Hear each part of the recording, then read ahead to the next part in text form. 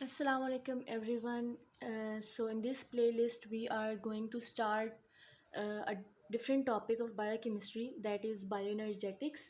और इसमें हम होल प्रोसेस देखेंगे एटीपी फॉर्मेशन का through glycolysis, then TCA, Krebs cycle, electron transport chain, each and everything in detail.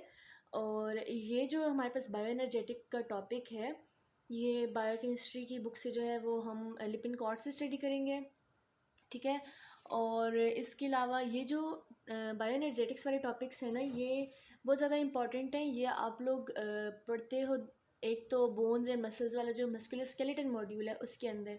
Secondly ये वाली चीज़ें दोबारा रिपीट हो रही हैं हमारे पास कार्डियोवास्कुलर सिस्टम के मॉड्यूल में, सीवीएस में, जहाँ पे हम हार्ट मसल्स को एटीपी जो सप्लाई हो रही है उसको अंडरस्टैंड करने के लिए पहले बायोएनर्जेटिक्स को जो है वो समझते हैं।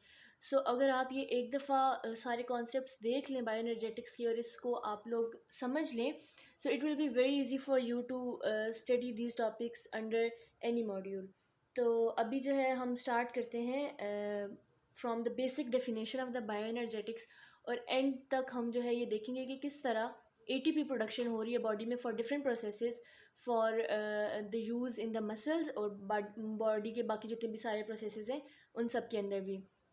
So the first thing you have to know is what is bioenergetics. Bioenergetics होता है transfer and utilisation of energy in biological system. ठीक है। अब हमारी जो बॉडी है इसके अंदर एनर्जी बन भी रही है बाय फूड। हम कोई भी चीज़ कंज्यूम करते हैं बॉडी में जाके वो एनर्जी में कन्वर्ट हो रही है एटीपी के अंदर। उस एनर्जी का ट्रांसफ़र एंड देन फिर उसको यूटिलाइज करना है डिफरेंट प्रोसेसेस के अंदर, ये जो है बायोएनर्जेटिक्स कहलाता है।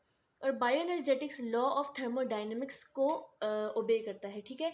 लॉ ऑफ थर्मोडाइनमिक्स क्या है कि एनर्जी या फिर हीट जो है वो वर्क में कन्वर्ट होती है। ठीक है। वर्क की फॉर्म में जो है ना वो एनर्जी टेम्परेचर में भी कन्वर्ट हो सकती है। In easy words we can say that energy can not be created not be destroyed. ठीक है। वो हीट की फॉर्म से वर्क की फॉर्म में कन्वर्ट हो रही है, वर्क से वो एनर्जी की फॉर्म में, एनर्जी से टेम्परेचर की फॉर्म में, मतलब वो अपनी फॉर्म्स चेंज कर सकती है but it can never be destroyed. Okay.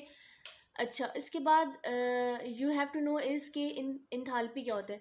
अच्छा, ये कुछ डेफिनेशंस हैं, ये आप लोग अगर समझ लें तो आगे जो है ना आपके लिए चीज़ें समझना आसान होंगी। So enthalpy is the total heat content of the system. ठीक है। Total heat content of the system, कोई भी सिस्टम है उसके अंदर टोटल एनर्जी कितनी है उसके अंदर, इसको कैलकुलेट करने के लिए हमारे पास फॉर्मूला है internal energy plus pressure into volume. ठीक है। इससे हम इसको कैलकुलेट कर सकते हैं। और होता क्या है कि बॉडी के अंदर सिस्टम के अंदर कितनी एनर्जी टोटली प्रेजेंट है उसको हम कहते हैं इंथैल्पी। उसके बाद आता है एंट्रोपी। एंट्रोपी हमारे पास होता है डिग्री ऑफ रेंडमनेस या डिग्री ऑफ डिसऑर्डर। ये वो वाली हीट है जो कि यूटिलाइज नहीं हो सकती। जो हीट यूटिलाइज हो सकती है उसको हम क्या कहते हैं, इंथैल्पी। जो हीट यूटिलाइज नहीं हो सकती उसको हम कहते हैं इंट्रोपी। और इंट्रोपी क्या होती है, ये कि सिस्टम के अंदर कितनी रेंडमनेस है, कितनी उसके अंदर डिसऑर्डर कितना है। ठीक है। और unavailability of thermal energy of the system for work, ये वही बात है कि वो वाली थर्मल एनर्जी जो हमारे लिए अनअवेलेबल है, हम उसको यूज़ नहीं कर सकते। दो तरह की हमने अभी तक पढ़ चुके हैं हीट के सिस्टम्स, एक इंथैल्पी हो गया, एक इंट्रोपी हो गया। And the next one is free energy.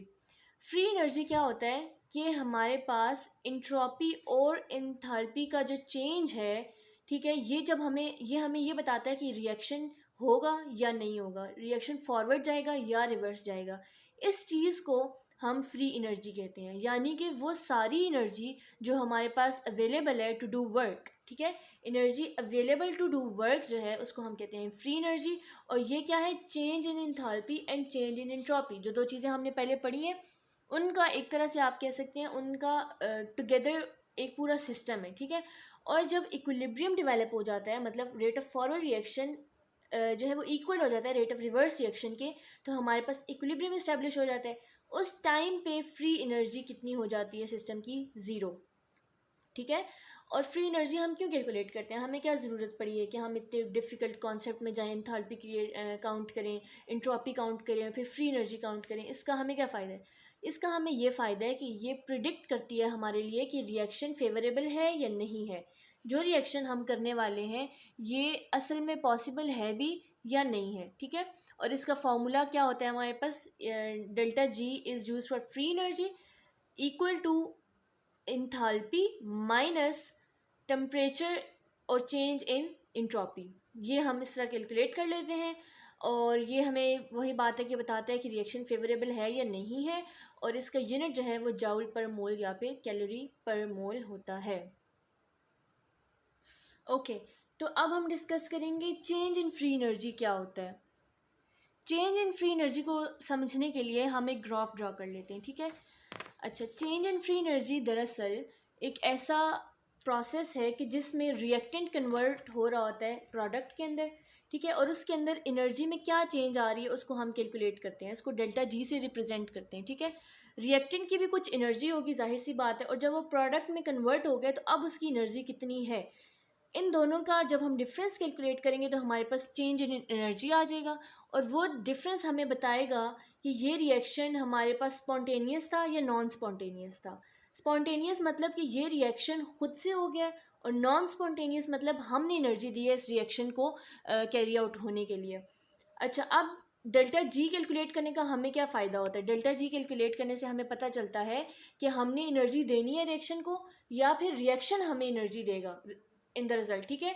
ये रिएक्शन खुद से हो जाएगा या हमें एनर्जी देनी है, यानी कि ये रिएक्शन एंडरगोनिक है या एक्सर्गोनिक है। अभी मैं आपको बताती हूँ ये एंडरगोनिक एक्सर्गोनिक क्या होता है।